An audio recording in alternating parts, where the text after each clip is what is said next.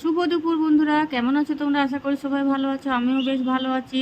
না না, দুপুরে মেনুটা দেখাবো, আর একটু দাঁড়াও তোমাদেরকে। এই যে আমার ছোট্ট একটা জবা গাছ আছে, তো এই গাছটাতে কত জবা ফুল ফুটেছে সেটা তোমার সাথে শেয়ার করছি। এরকম রোজ এখন 10-12টা করে জবা ফুল ফুটে, আর কড়িও আছে অনেক, এগুলো কালকে ফুটবে। তো এগুলো আমি ঠাকুরকে তোলার জন্য তো সকালবেলা আমি বাগানে গিয়েছিলাম। তো তারপর আমি তোমাদেরকে দেখাচ্ছি দুপুরে মেনুটা। আর যা গরম পড়েছে, কি খাওয়া দাওয়া করবে, হালকা করে ভাবে রান্না করব, কিন্তু না, সে অনেকগুলো রান্না হয়েই যায়, বুঝতে পারছো? তো এই যে দেখো, আমি প্রথমে ভাতে মাখতে বসে গেছি। এটা হচ্ছে কালা আলু চচ্চড়ি, আগে তিতাটা দিয়ে ভাতটা খেলি, তাহলে তরকারিগুলো দিয়ে খাবো, ঠিক আছে? আর এই বাটিতে কি আছে বলো তো? এটা হচ্ছে খসলা। খসলা তোমরা কেউ খেয়েছো? তো খসলাটা এই যে পেঁয়াজ রসুন দিয়ে লঙ্কা দিয়ে বেশ বেটে পরে মিক্সিতে, তারপরে গ্যাসে চাপিয়ে বাটিটাতে চামচ করে নাড়ি নাড়ি এরকম হয়। আর এটা হচ্ছে ঝিঙা আলুই পোস্ত।